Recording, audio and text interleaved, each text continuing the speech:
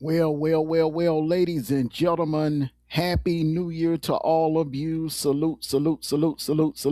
I haven't been on since New Year's morning. The kickoff show took a couple of days off, had to take care of some things, family wise, and I just wanted to enjoy my New Year's weekend. But man, the playoffs, the quarterfinal playoffs, they're in the books. A lot happened, a lot to discuss. That's what we're going to do today. And Georgia fans, I see a few Georgia fans, a few Georgia content creators crashing out. And the biggest question is there some concern? Should Dogs fan be concerned about the Georgia Bulldogs being eliminated once again for the second year in a row in the Sugar Bowl? One and done. Should we, as Georgia Bulldogs fans, be concerned about that? Is that a trend that's about to occur over and over and over, or are we jumping the gun and overreacting? Let's talk about it. Get your popcorn ready. I'm Amondo Black, and this is the Dog Call.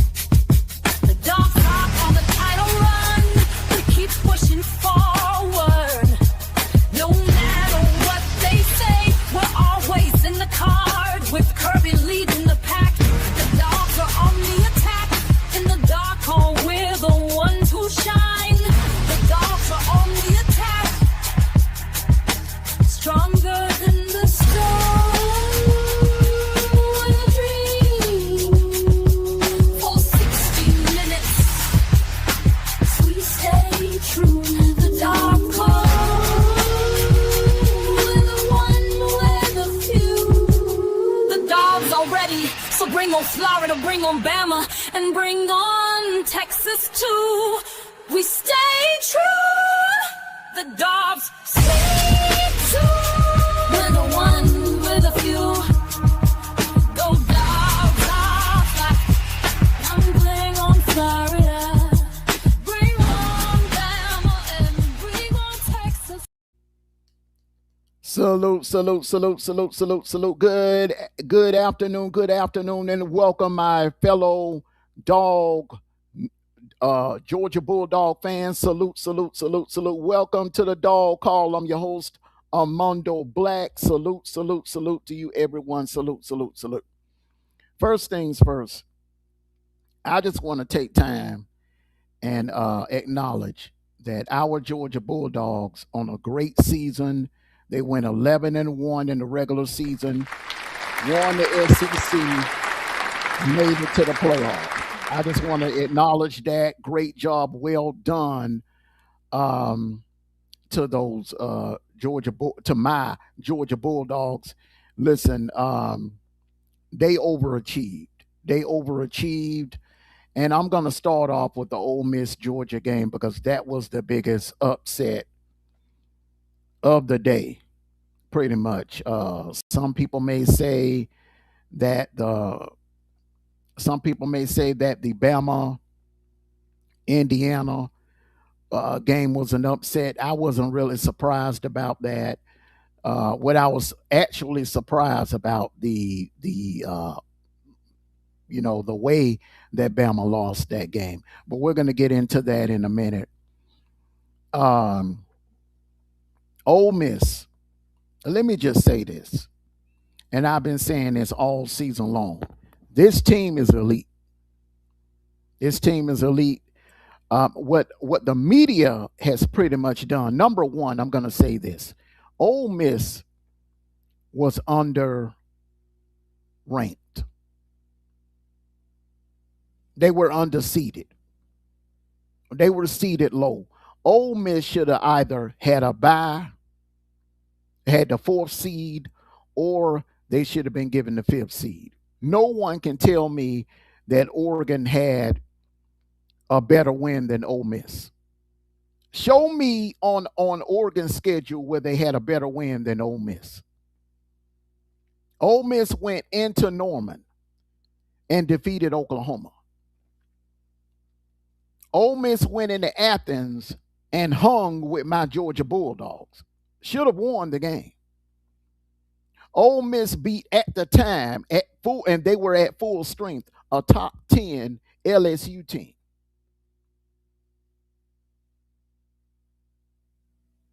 But for whatever reason, the playoff committee didn't want to put no respect on Ole Miss, and they put them as the number 6 seed, and they put Oregon at number 5. I don't understand why Oregon was ranked number 5, but was ranked ahead of Ole Miss. And a lot of you remember when the story came out about Lane Kiffin. Before Lane Kiffin decided to go to LSU, Ole Miss was ranked ahead of Oregon. So when the stories came out that Florida and LSU were in the process of hiring Lane Kiffin, that same weekend, Oregon beat USC by a couple of scores. And the committee that following Tuesday, they jumped Ole Miss and moved Oregon in front of Ole Miss, which was egregious. And I said that at the time. In my opinion, Ole Miss strength of record is a hell of a lot better than Oregon, and pound for pound, if they played on a neutral site, I'm taking Ole Miss. Lane Kiffin or no Lane Kiffin, this team is elite. This team is elite. Now, did Georgia make a few mistakes the other night? Yes, they did. Yes, they did. The biggest mistake was whatever defensive scheme they were running. They were blitzing, and they kept blitzing Trinidad Chambliss when it was obvious that it wasn't working in the first half. Now, here's the thing. Here's the funny thing about it. The O-line, the Ole Miss O-line was getting their ass kicked. They were getting their ass kicked most of the night by our D-line. The problem was Trinidad Chambliss. He's special. He made plays that no other quarterback would have ever made against our defense. He ran backwards like 20 and 30 yards backwards, and then threw a 40 or 50-yard pass down the field to Wallace or Stribling or to Caden Lee. It was crazy. But no other quarterback would have been able to do that. Not Mendoza, not Dante Moore, and damn sure not Carson Beck. Carson Beck wouldn't have been the plays that Trinidad Chambliss made. Carson Beck would not have been able to make those plays. This Ole Miss team, now defensively, they are improved. Everybody was talking about Georgia's defense improving, but they failed to mention that Ole Miss defense has improved, and it started in that Oklahoma game. In the second half, when they shut Oklahoma down, that Ole Miss defense was much improved. They improved a lot. And Pete Golden, a lot of people forget, Pete Golden is a defensive guru. Hell, he was on Nick Saban's staff when they won their last national title in 2020. Bama had an elite defense that year. The year that we beat them in Indy in 2021, Bama had an elite defense. Pete Golden ran that defense. In 2022, Bama was ranked up in the top 10 in defense. Pete Golden ran that defense. In 2023, Nick Saban won the SEC. Bama won the SEC championship game. Who was the defensive coordinator? Pete Golden. In 2024, when we went to Oxford and got boat raced by that same Ole Miss team, where at the time Jackson Dart was the quarterback. But why did we lose that game? Because the defense did a damn good job on Pete Golden.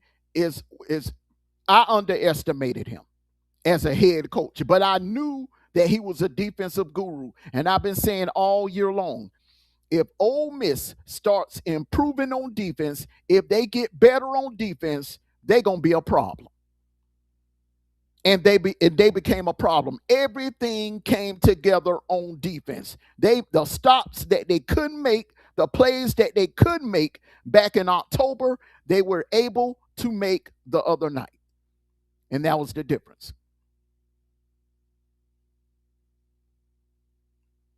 Now, do I think the outcome would have been different if we would have went zone or played cover 2 or cover 3 on Chambliss? Yes, I do. Yes, I do. I think it would have made a huge difference. But what lost that game for us? What lost that game for us was we was running the wrong defensive scheme. We were running. We came out with the wrong game plan against Trinidad Chambliss. That is not Arch Manning. That is not Ty Simpson. Trinidad Chambliss is probably the closest thing to Johnny Manziel that I've seen. He has the ability to not only beat you with his arm, he can beat you with his legs. And he's not the type of quarterback that will look to run first. Or if nothing is down the field, he's going to take off and run. No. He's going to dance around in that pocket and try to, because he knows his receivers are elite. This is another thing too, ladies and gentlemen. Stribling, Wallace, and Caden Lee, those 3 receivers, they will be playing on Sundays.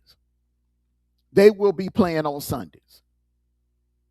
Mark my words, all 3 of them. Stribling, Lee, and Wallace. All 3 of them are elite.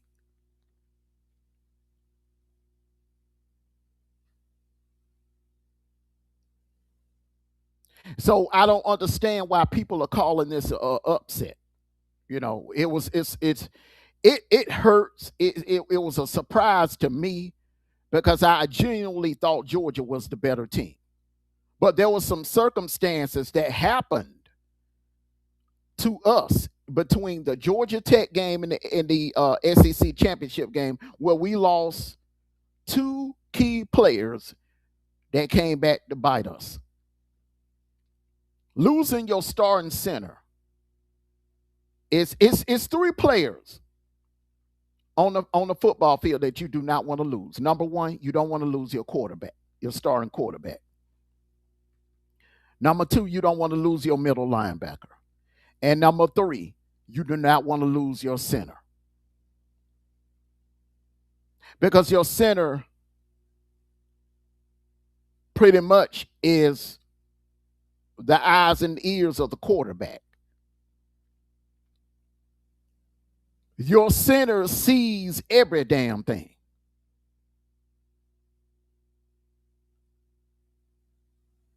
And if you got somebody out there that's a freshman that ain't played, that haven't had that much playing time this year, at that position, and you just, you know, Kirby had no choice. We had to have a center. And I knew something wasn't right or something was off because Gunner, if you remember, Gunner snapped the ball under center more than he's done all season long.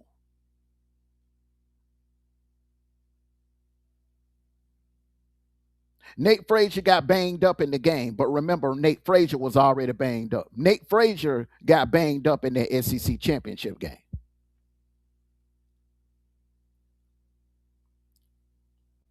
CJ Allen has been banged up since the Texas game. I'm not making excuses because injuries are a part of football. But losing a few key players eventually will come back to hunt you the further you go in the playoffs. When you get in the quarterfinal rounds, you're facing another elite team, or you're facing another team that's on your level. Ole Miss is elite.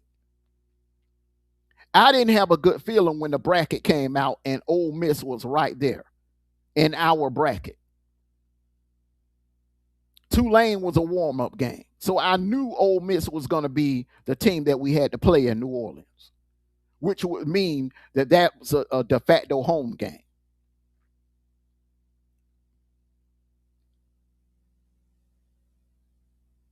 And the Ole Miss fans travel very well. They travel very well.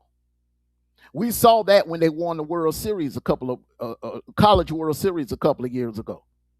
That fan base travels. They have a huge fan base down there in Ole Miss. They love their Rebels.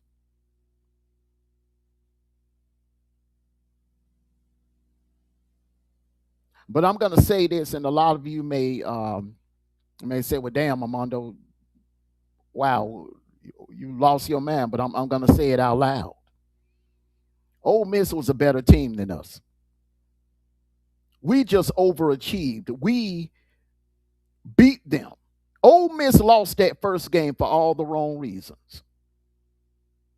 The tight end dropped a wide open touchdown pass.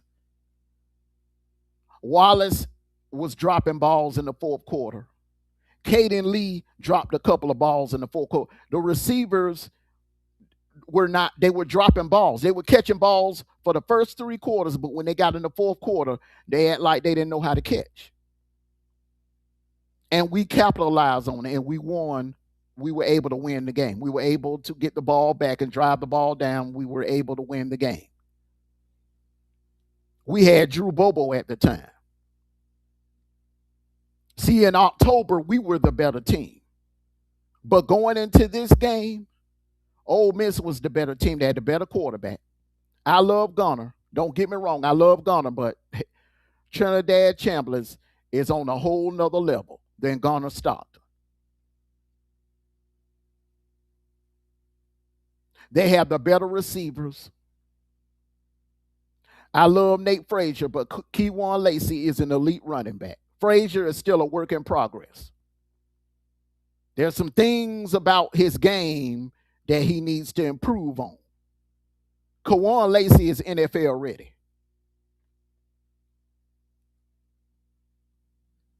I think we have the better tight ends. I think the O-line at full strength. You see, Ole Miss is at full strength on their own line. We're not. But pound for pound, if both teams were at full strength on the O-line and we had Drew Bobo, I would take our O-line all day and every day. I think our defense, full strength Georgia versus Ole Miss full strength defense, I'll take our defense. Special teams, Ole Miss. That kicker, if Pete Golden would have asked him to kick the ball from kick a 70-yarder, I think that last kick he made, it could have been from 70 yards out. He would still made it. I hope the Falcons get him. Lord knows we need a kicker because we're not in the playoffs. We're not in the NFL playoffs because of the kicker screwing up during the regular season. But I digress on that. Going into this game, pound for pound, Ole Miss was the better team. So to all you Georgia fans that are crashing out, that are saying fire Bobo, fire Schumer, something wrong with Kirby, ain't a damn thing wrong with Kirby. Ain't a damn thing wrong with Mike Bobo. Now, when it comes to Glenn Schumer, I've been saying this for the last couple of years. I don't think he can run the defense by himself. I don't. I think he needs to be demoted to defensive analyst or something like that, or let him work with the linebackers, make him the coordinator over the linebackers. And I think Kirby needs to call the defensive plays. I think Kirby needs to do what Clark Lee did at Vanderbilt. He needs to call his own defensive plays. And like what Brent Venables did at Oklahoma. When Brent Venables took over the play calling, the defensive play calling, what happened? Oklahoma made it to the playoffs this year.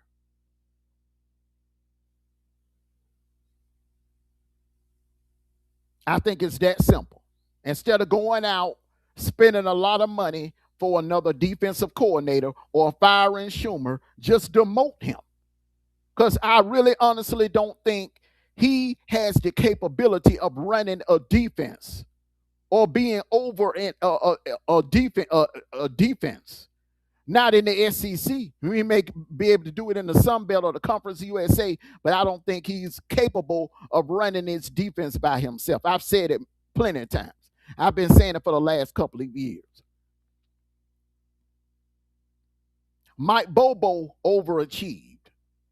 And a lot of you want to say, well, he needs to go. Look, the man had an O-line full of freshmen. He had a couple of transfers that had to come in and learn the system. You had injuries on the O-line. And if anybody that knows anything about football, when you lose your starting center right before the playoffs, that puts you in a damn difficult decision. I don't give a damn who your offensive coordinator is.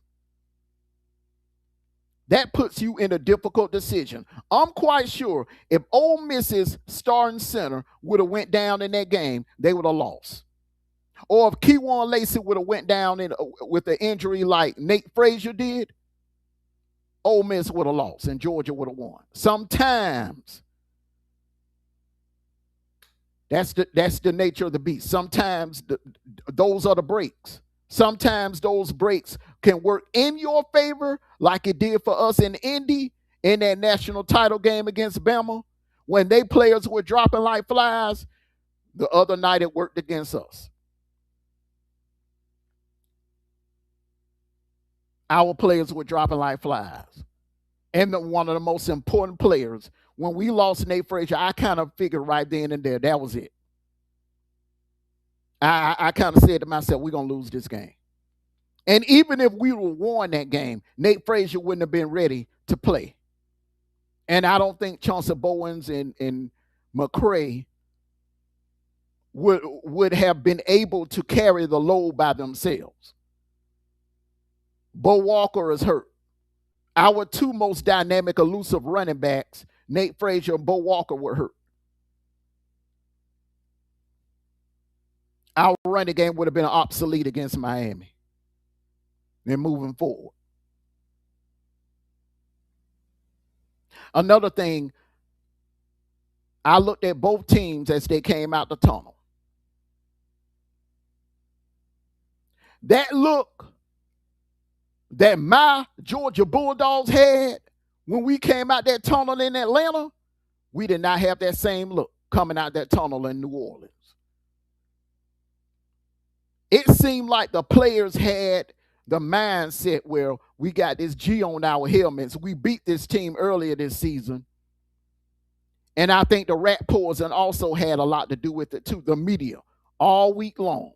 Georgia gonna do this. Georgia gonna blow Ole Miss out. Georgia gonna do this. Georgia gonna do that.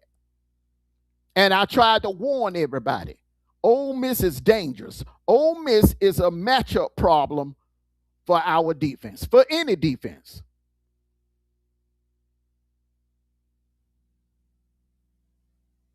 And I'm telling you right now, you Miami fans that's sitting there running your mouths and already making plans for Miami to be in a championship game, you think you just going to go to Arizona and roll over Ole Miss, that Ole Miss team? You in for a rude awakening. You in for a rude awakening. And your history playing in Arizona is not good. Remember the last two postseason games you played in Arizona. You lost them. 2002 to Ohio State, 86 to Penn State.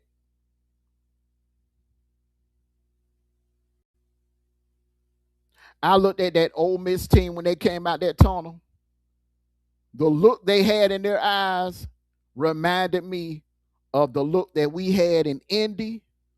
But when my Georgia Bulldogs came out that tunnel to play Alabama, and the look that they had in their eyes when they came out for that SEC championship game back in December.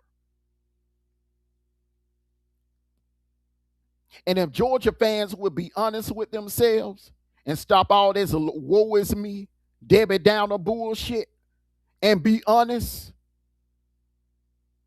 they didn't want this game. They weren't hungry. They were not prepared.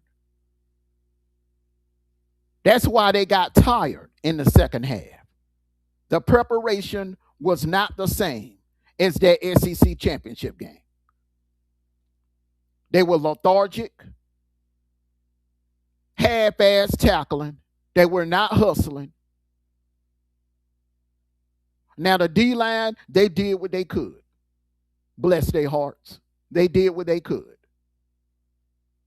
They did their best, but their best wasn't good enough because Trinidad Chambliss is a special type of athlete. Now I'm hearing through the grapevine, word on the street, that he's coming back to Ole Miss.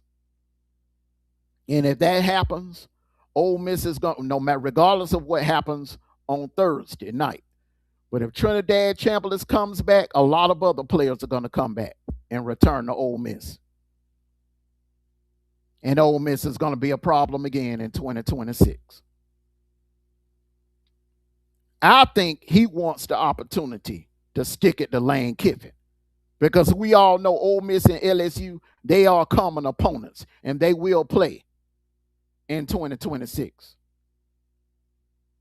Now, if I'm Trinidad Chambliss' agent, if I'm his father or family member, I'm talking him into taking his ass on into the NFL. Because from what I'm hearing, a lot of teams are looking for quarterbacks. A lot of teams in the draft that are picking early in the draft are looking for a quarterback. The Raiders is one. I guarantee the Raiders wouldn't hesitate and take Chambliss. I think Chambliss would be the first quarterback off the board. Me personally, in my opinion, I think Chambliss is better than Fernando Mendoza. Mendoza is just playing behind a good O-line. He has, he played in the Big Ten. And I'm going to get to that while we're on that subject of Mendoza. Let's talk about this game right here. Let's talk about Bama and Indiana. Bama fans also crashing out. And I hear Big Ten fans say, well, Bama got blowed out. Bama lost 38-3. The SEC is done. The SEC is dead. You cannot, y'all stupid as hell. You sound stupid as hell. You can't go base off what happened to Bama and paint the entire conference as on a decline. You sound like fucking idiots.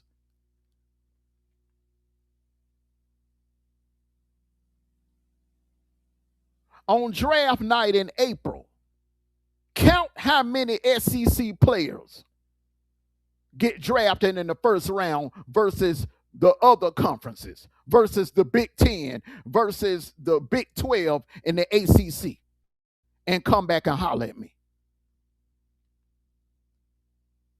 We put 5 teams in the damn playoffs.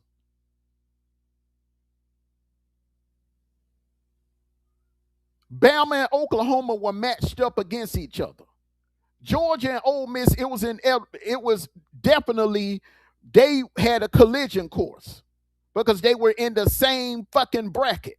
Same thing with Texas A&M.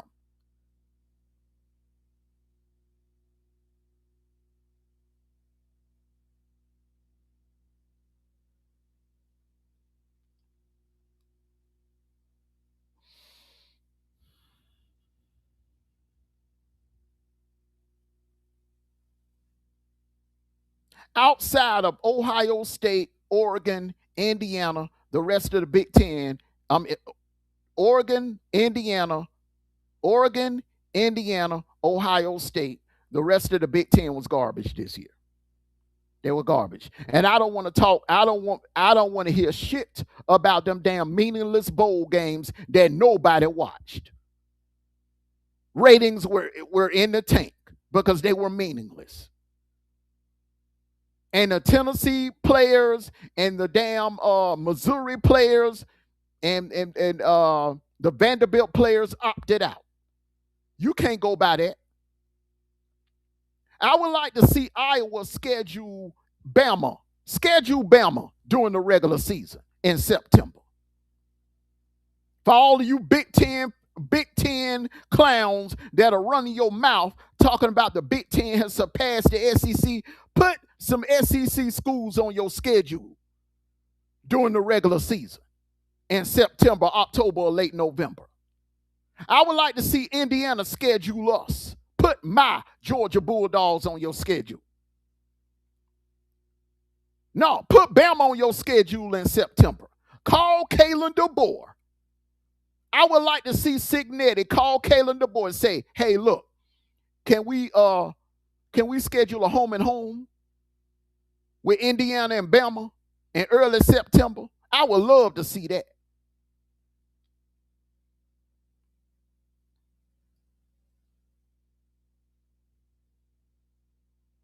Ohio State, schedule a home and home with Ole Miss.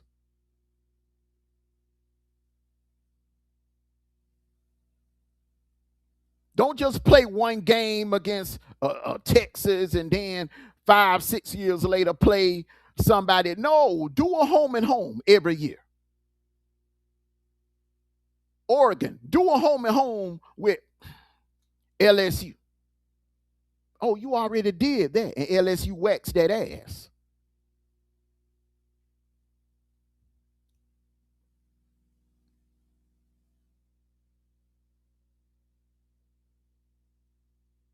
We ain't going by these meaningless bowl games that don't mean shit.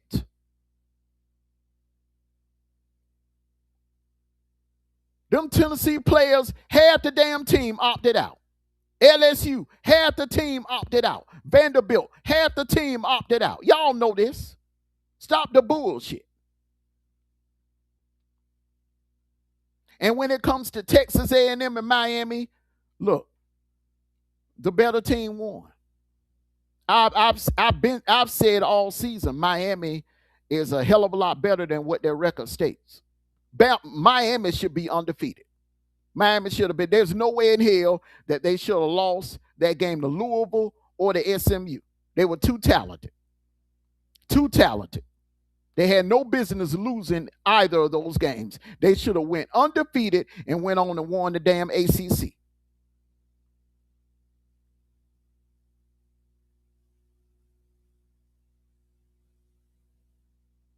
They played down to their competition. You know who else played down to their competition last year? Ohio State. They lost to an Oregon team that they shouldn't have lost to, and they lost to a Michigan team that they damn sure had no business losing to. But what happened when they got in the playoffs? They woke up, they went on a run, and they won the whole damn thing. So for all you Big Ten fans that's running your mouth, talking about you done surpassed the SEC, y'all got a lot of catching up to do. A lot. You won 2 in a row. Whoop-de-damn-do. You want a cookie? Because let me fresh your memory. The SEC won 4 in a row recently. 2019, LSU, 2020, Bama, 2021, my Georgia Bulldogs, 2022, my Georgia Bulldogs. We won 4 in a row. Can y'all do that? Before you start running your mouth and poking out your chest, win 3 or 4 in a row. Because until you do that, you are still our little brothers of the college football world. And the SEC is still the big dog.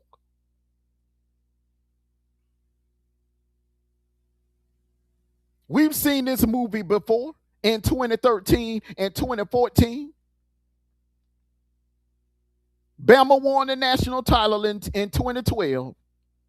Florida State won in 13. Ohio State won in 14. And what everybody was saying, oh, the SEC is going down. The SEC is weak. The SEC done fell out. And what happened in 15? It started back up.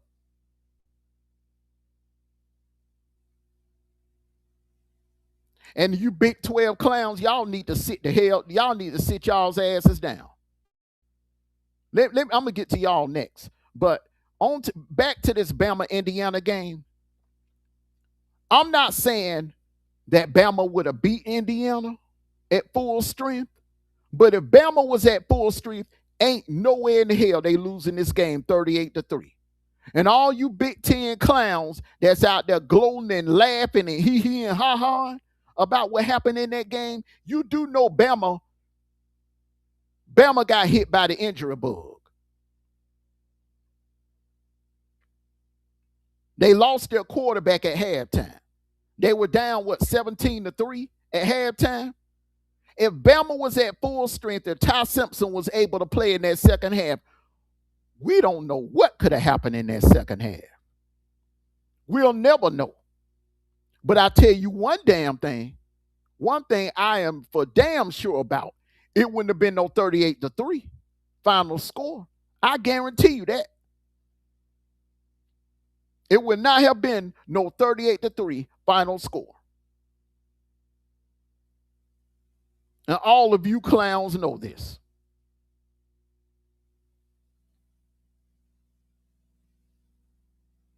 Now, you Indiana fans, you running your mouths a lot, poking your chests out, already talking about White House visits, already talking about parades in Bloomingdale and stuff. You got these ESPN analysts over there talking about Cincinnati is the next Nick Saban, which is ridiculous. So this man come up and win one goddamn Big Ten title, win one playoff game against an injured,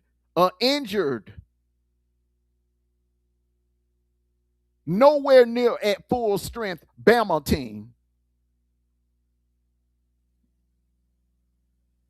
Now all of a sudden he's the greatest thing since sliced bread. He's the new Nick Saban. And Indiana's finna blow Oregon out. And Indiana's gonna blow the winner of Ole Miss and Miami out. This is why I call those clowns over there ESPN clowns. Because they ain't nothing but front runners. Because 7 days ago, they were saying, oh, Georgia, Ohio State, the winner of that game is going to win the national title. See, y'all, they blow, they like, I keep telling y'all, they like that flagpole and that flag on the Capitol building. They blow where the wind blows. They go where the wind blows. They ain't nothing but a bunch of front runners. Mumble mouth front runners. They don't know a damn thing about the game of football. Football is all about matchups. They're all about matchups.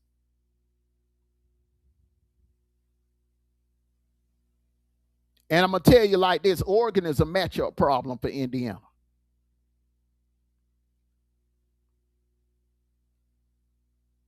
But I'll get into that. I'll get into that on Thursday and Friday.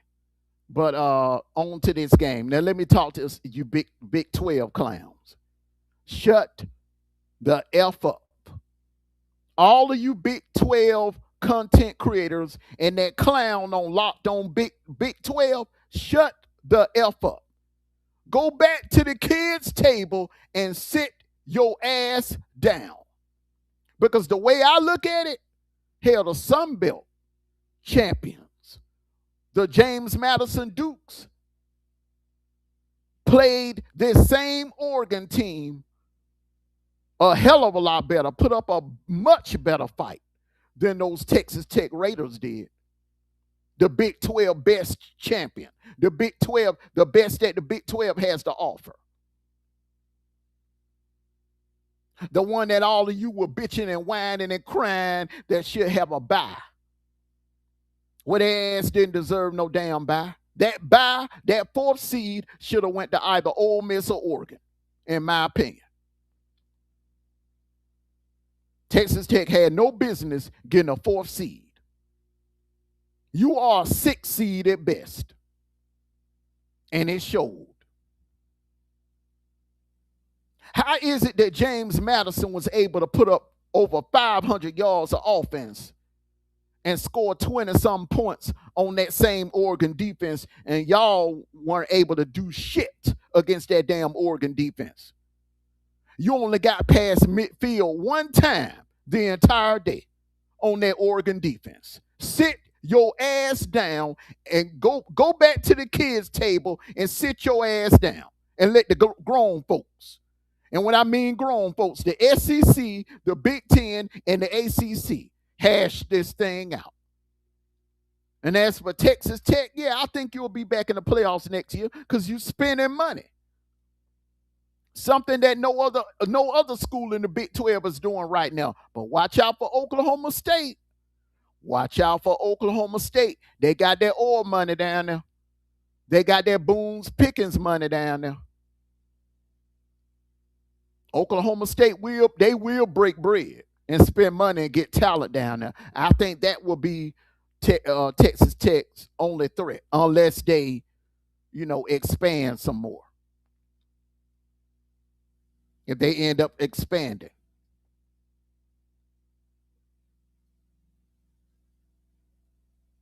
As for Oregon, that defense has woke up.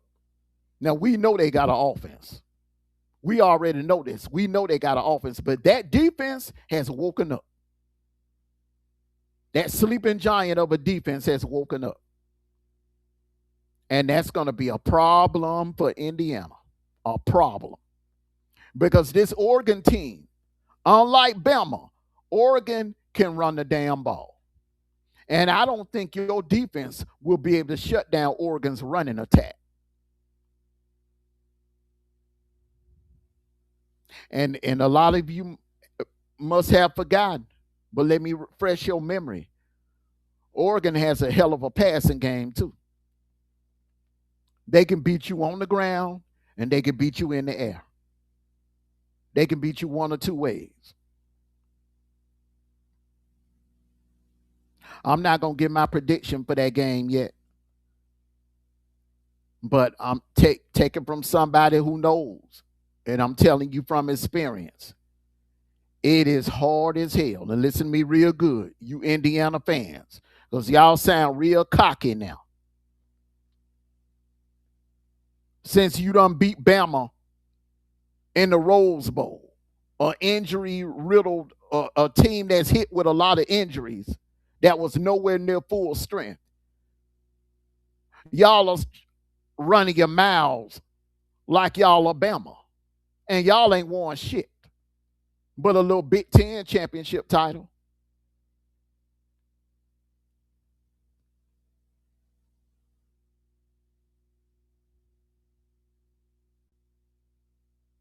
And we all found out the other night, New Year's Eve, that Ohio State is nowhere near the team that they were last year. So all of this talk about the Big Ten has surpassed the SEC. Let's go down the line.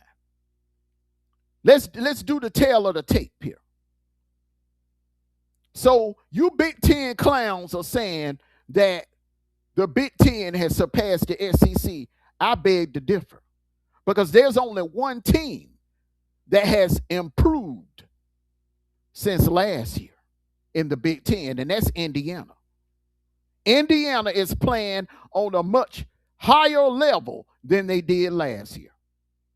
This Indiana team is way better than that Indiana team that got beat down in South Bend in the playoffs last year. Tell me I'm lying. Tell me I am lying. So Indiana has improved since 2024. Indiana improved in 2025. What about Ohio State? Do you honestly think this Ohio State team was better than the Ohio State team of last year? With Sawyer, Simon, Henderson, Juergens, Abuka? Hell no. This Ohio State team ain't nowhere near on the level of that Ohio State team, that national championship Ohio State team. So, Ohio State regressed. Let's go to Oregon. Even though Oregon is still playing in the playoffs, I think that right there is a credit the fact that Oregon has had a much easier path. A much easier path. Everybody was talking about, people were talking about Georgia had a smooth path. No, hell we didn't. Oregon had the smoothest path. Let's look at it. They played James Madison in the first round, and they got Texas Tech in the damn quarterfinals. Which I feel like any team that was left, including my Georgia Bulldogs, Ohio State could have beat Texas Tech. Miami could damn sure beat Texas Tech. Georgia could beat Texas Tech. Ole Miss could beat Texas Tech. Indiana could beat Texas Tech. Even Bama. Even with the injuries that Bama has, Bama could beat Texas Tech. I believe Bama, Austin Mack, the backup quarterback, Bama's backup quarterback could beat Texas Tech. They don't have no damn offense. No offense whatsoever.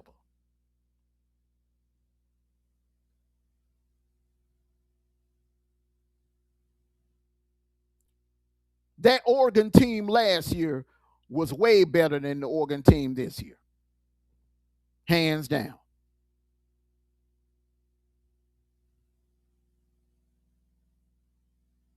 So those are your three playoff teams. Those were your three best teams in the Big Ten. Michigan regressed. USC got a little better. I give you that. Iowa is Iowa. They're one dimensional. They don't have no offense. If Iowa would have played Vanderbilt in the regular season, Vanderbilt would have whooped their ass by 3 touchdowns. It ain't no doubt in my mind. If Vanderbilt and Iowa played, because Iowa, them players, none of them going to the damn NFL. So you had no opt-outs. Vanderbilt got players that were going to the NFL, so they had opt-outs. Same thing with Missouri and Tennessee. They had players that are actually that are on the draft board, NFL draft board.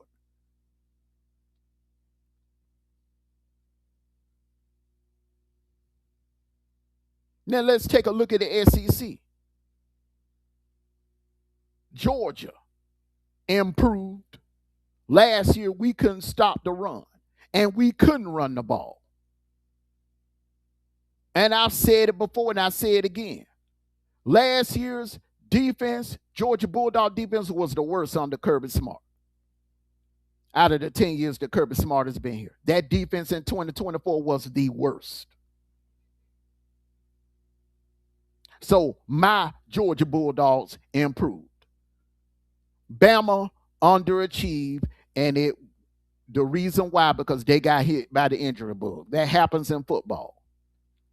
There are going to be some seasons where your team get hit with the injury bug. Bama was getting hit with the injury bug back in fall camp. They were losing key players. That was just something they just couldn't overcome. But they underachieved. Ole Miss improved. They went from 9-3 to 11-1. Oklahoma went from what? They were what? 7-5 to 10-2. Texas A&M went from what? 9-3 to 11-1. Finished inside the top 10.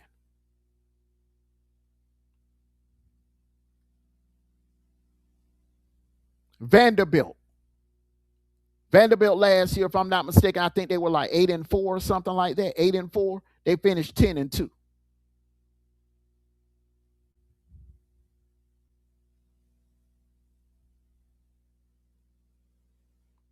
Tennessee regressed. Tennessee was 10-2 last year. I think they finished 8-4 this year. But overall, the SEC improved by the numbers. Numbers don't lie. Men lie, women lie, but numbers don't damn lie. And all you clowns that sit over there and want to sit there with the recency bias and look at these meaningless jabroni bowl games. Yes, that's what I call them, jabroni-ass bowl games. You can't sit there and judge an entire conference off of these meaningless bowl games. They don't mean shit. Don't nobody watch them. Nobody watch them. Look at the ratings. Look at the numbers. That's why players opt out of them. Why go play in a bowl? How many times we done seen kids playing bowl games and get a broken leg and end their career, football career, or their chances of playing in the NFL by playing in a meaningless bowl game?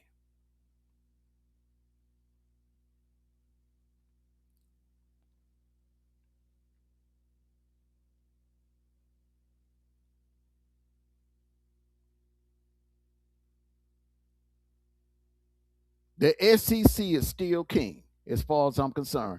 And all of you SEC fans of Texas A&M, you should be proud. Your team improved. Ole Miss fans, you still, hey, it ain't over. Who's to say that the SEC ain't going to walk away with a national title this year? Are you so sure that the SEC ain't going to walk away with a national title? Ole Miss is still in it. And Ole Miss is capable of beating either of the three teams that are left: Miami, Oregon, and Indiana. Because neither one of those defenses, Oregon defense, Indiana defense, and Miami defense, they ain't seen no offense like what they're going to see it against Ole Miss, especially Miami. See, don't get it twisted by what happened against Ohio State. Julian Sand ain't nowhere near on the level of Trinidad Chambers. There are two different types of quarterbacks.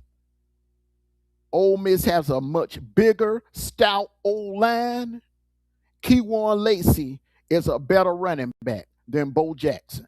And Trinidad Chambers is a better quarterback than Julian Sand. The media overhyped Julian Sand. He ain't all of that.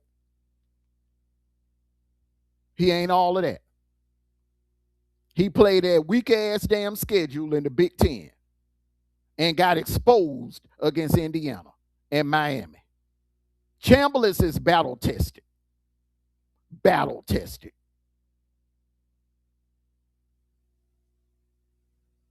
Y'all gonna find out Thursday night. And on that note, I want to thank everybody for coming out.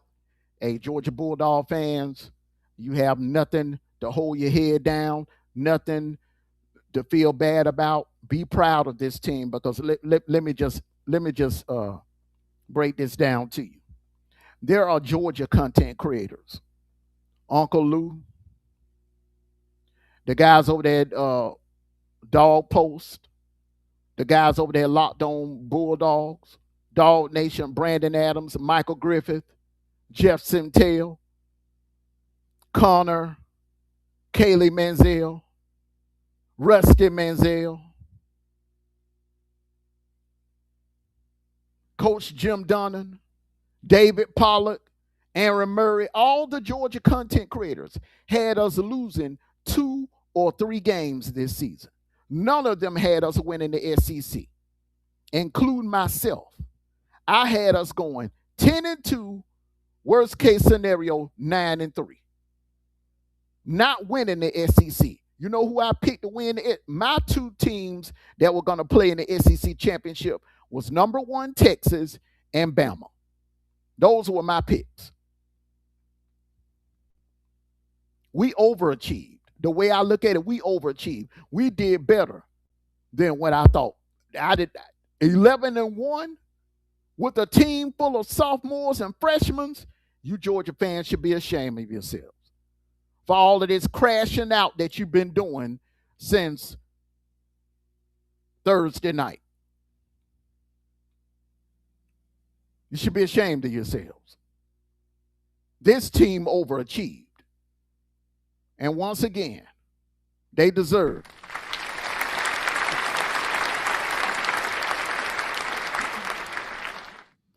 Because I'm very proud of them. They kept fighting. Despite all the injuries, despite the inconsistencies early in the season, the young players were making mistakes.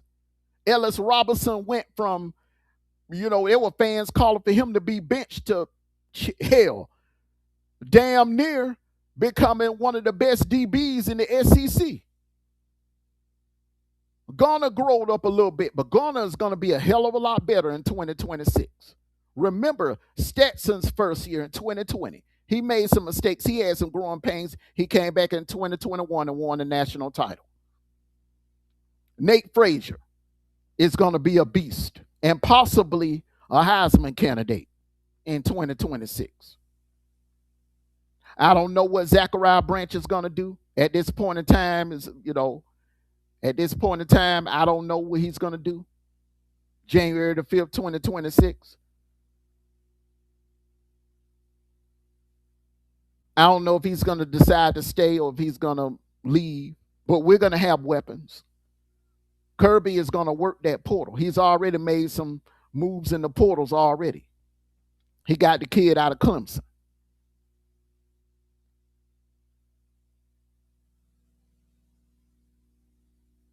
So to sit there and think that the roof is falling in, that the sky's falling, the sky's not falling. It's not.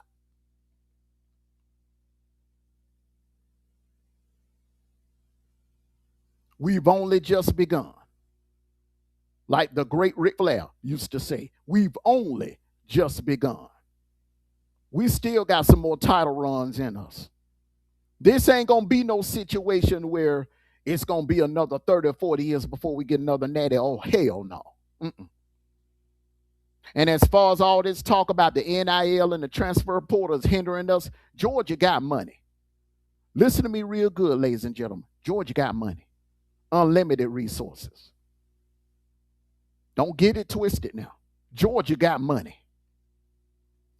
We can play the arms race game right along with the Texas and the LSUs and the Texas Tech. Don't get it twisted now. But the one thing that we have over everybody else, when you come to Georgia and you put on that red and black and white uniform, that Georgia Bulldog uniform, you're going to get developed at a high level.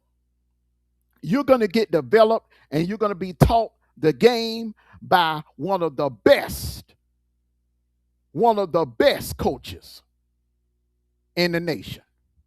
And that's Kirby Smart and the staff that he has around him. And y'all got to remember, Kirby, this is his 10th season as a head coach. He's going to make mistakes here and there. Did he make some dumbass mistakes the other night? Yes, he did. But that's our coach. That's our coach, and he ain't going no damn well, and neither is Schumer and Bobo. Let's run it back. Because remember, I just did the numbers. And none of you thought that we would go 11-1. If you're honest with yourself, none of you thought that we would go 11-1. Look at what all we achieved. There are some games that we should not have won. Tennessee, the kicker, choked and missed the field goal. Ole Miss, Wallace them were dropping balls in the fourth quarter.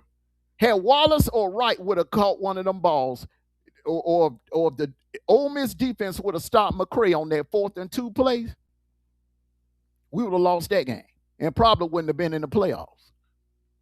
We beat Ole Miss, we beat Texas. Two teams that a lot of the media didn't think we would beat. Vegas had us favored, but a lot of the media, they did not believe that we could beat Texas and Ole Miss. Then we exercised our demons and we took down the big bad boogeyman, Bama. That was huge. But I think what happened there in New Orleans, the injuries just caught up to us. Bottom line, the injuries caught up to us. We lost our best pass rusher, Gabe Harris. We lost our center, Drew Bobo.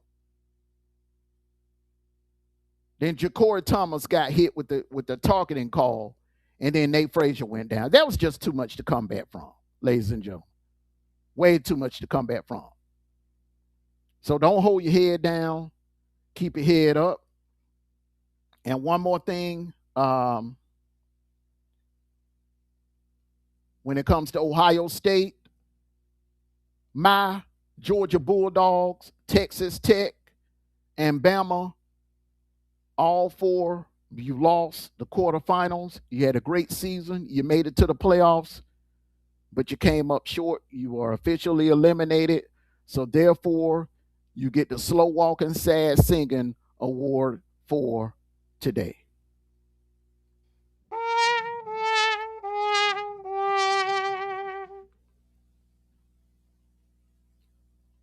And I mean this sincerely, especially to my Georgia Bulldog fans.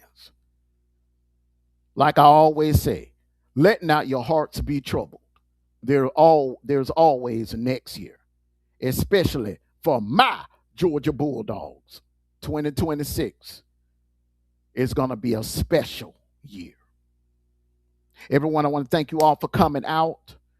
Please make sure you hit that like button on your way out.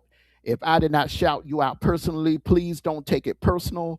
Just know I love and appreciate all of you for everything that you've done, supporting the platform this year. The numbers were great this year throughout the college football season. We got a couple of more to go. I'm going to continue to cover the playoffs the rest of the way, even though my Georgia Bulldogs are not in, and the transfer portal. I'm going to bring you updates on the transfer portal. So we're going to keep bringing you good content over here. So if you haven't subscribed, make sure you hit that subscribe button. Everyone, enjoy the rest of your Monday. Like I always say, take care of yourselves and each other. And no matter what, win, lose, or draw, it's always going to be to the day I die. Go Dogs! Sick 'em! Woo, woo, woo, woo, woo, woo, woo, woo. Everyone keep your head up. Our dogs, we coming in 2026. Enjoy the rest of your Monday. This has been the Dog Call.